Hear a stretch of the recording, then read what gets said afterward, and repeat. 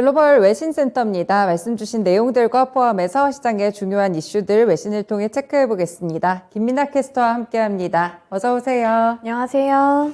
네, 첫 번째 소식은 보니까 반도체 관련 소식이던데 이 제조사 쪽에서 좀 가격을 올리는 것 같아요. 어떤 이유인지 외신 통해서 전해주시죠. 네, CNBC 보도 내용입니다. Electronics are set to get even more expensive as chip giants hike their prices. 이번에 가격 인상이 되면서 소비자 물가 지수에도 다시 한번 반영이 될 것 같은데요. 바로 기사 내용 통해서 자세한 내용 살펴보겠습니다. 반도체 제조사가 가격 인상을 고려 중이라면서 반도체를 이용하는 가전제품의 가격도 고공행진할 것이라는 전망이 나왔습니다. 전문가들은 TSMC, 삼성, 인텔 등을 포함한 세계 최대 규모의 반도체 파운드리가 가격 인상을 검토 중이라고 말했는데요. 이 베인의 피터 한버리 애널리스트의 발언을 빌려오자면 파운드리가 이미 지난해 가격을 10%에서 20%가량을 인상을 했지만 올해에도 추가 가격 인상을 예상한다고 말했습니다. 다만 올해 가격의 인상폭은 5%에서 7%로 지난해보다는 조금 적을 것이라고 말을 했는데요. 또 포레스트의 글렌 오드넬 애널리스트도 현 상황에서 반도체 가격이 상승하는 것은 놀라운 일이 아니라면서 반도체 가격이 물가 상승분과 유사한 정도로 오르거나 10%에서 15%까지 상승할 가능성도 있다고 제기했습니다. 네, 요즘 인플레이션이 좀 대두되고 있던데 가격 인상이 정말 전 분야에서 일어나고 있는 것 같아요. 이제 반도체까지 해서 가전제품까지 영향을 미칠 수도 있을 것 같은데 네. 이렇게 제조사들의 가격 인상을 전망하는 이유는 뭔가요? 네, 그 원인도 바로 파악해 보겠습니다. 우선 이 애널리스트는 반도체 가격 인상 전망의 이유로 반도체 제조에 필요한 화학물질 가격이 10%에서 20% 인상됐다는 점을 꼽았습니다. 또 새로운 반도체 생산 시설을 짓는 노동력이 부족하고 또 임금도 높아지고 있는 상황이라는 점도 좀 부담으로 작용하고 있다고 파악을 했는데요.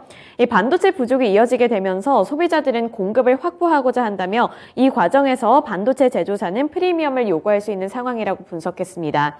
이 오드넬 애널리스트는 반도체 생산에는 엄청난 양의 전력이 필요한데 이 전기를 포함한 에너지 가격도 치솟고 있기 때문에 이런 생산 과정에서 드는 비용도 상승하고 있는 영향을 받았다고 봤고요. 또 수요는 높은 수준을 유지하고 있는데 공급이 계속해서 제한되는 상황이라고 짚어줬습니다. 특히 컴퓨터와 자동차, 장난감, 가전 등의 가격이 이로 인해서 훨씬 비싸질 것으로 예상을 하고 있고요. 이러한 제품군은 마진이 이미 타이트하기 때문에 반도체 가격이 인상될 경우에는 덩달아서 가격이 오를 수밖에 없다고 말했습니다. 따라서 이렇게 반도체를 생산하는 데 드는 비용이 많이 들기 때문에 반도체의 가격이 인상이 되고 이러한 반도체가 필요한 여러 가전제품에도 가격 인상이 있을 수 있다는 전망 보도였습니다. 네, 시장에 정말 연쇄적인 충격들이 일어나고 있는 것 같습니다. 원재료 가격이 오르다 보니까 반도체 가격도 오르게 되고 결국에는 반도체가 들어가는 제품들의 가격까지 이렇게 쭉 이어지고 있는 모습이 오늘 첫 번째 보도를 통해서 확인이 되고 있습니다. 네, 다음 소식은 어떤 거 있을까요? 네, 다음은 아마존.com 관련한 보도 내용이고요. 월스트리트 저널 보도 내용입니다. Amazon plans to sublet warehouse space to reduce excess capacity. 이번에 아마존 관련한 내용인데요. 바로 기사 내용 통해서 보겠습니다. 미국의 유통 공룡인 아마존.com이 전자상거래 부진으로 부분 임대 등 물류창고 축소를 추진하겠다고 나섰습니다. 이 아마존은 정확한 부분의 임대 규모를 산정 중인데요. 소식통에 따르면 최소 1000만 평방미터 피트 이상으로 상황에 따라서 2배 혹은 3배까지도 축소가 가능할 것으로 보고 있습니다. 이 창고 부분 임대 외에도 아마존은 외부 창고 소유주와 임대 계약 종료 또는 재협상을 추진하고 있다고 보도했는데요. 이 월스트리트 저널에 따르면 이 모든 일들이 아마존이 올해 1분기에 7년 만에 처음으로 분기 손실을 입은 이후에 나온 조치라고 파악을 했고요. 아마존은 지난 4월에 분기 실적 발표에서 최근 2년 동안 급성장했던 수요가 하락하면서 창고 운영에 제약이 있었다고 밝힌 바 있습니다. 네, 물류 창고를 좀 줄인다고 한다. 이 부분은 어떤 의미가 있을지도 좀 궁금한데 그렇다면 뭐 이거 관련해서 대변인 측에서 뭐 추가적으로 나온 멘트들이 있었나요? 네, 그렇습니다. 이 아마존 대변인은 물류 창고 부분 임대에 대해서 이러한 발언을 내놨는데요. 이번에 내리는 조치는 필요 없는 시설에 대한 금융 부담을 완화하는 조치라고 평가를 했고요. 또 부분 임대는 많은 기존 기업들이 부동산 자산 관리를 위해서 사용하는 방법이라고 설명했습니다.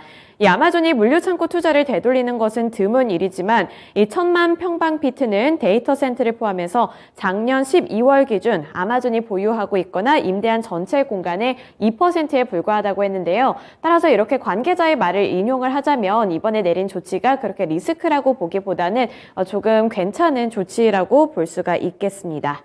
네, 평가를 들어보면 약간은 안심되는 멘트가 나오기도 했었네요. 네, 그리고 마지막 소식으로 좀 넘어가서요. 이제는 연준 그리고 인플레이션 이 부분에 대해서 정말 많은 시장의 코멘트들이 나오고 있습니다. 연준이 조금 더 공격적인 행보를 보여야 된다. 이렇게 주장한 사람이 또 있다고요? 네, 그렇습니다. CNBC 보도 내용이고요.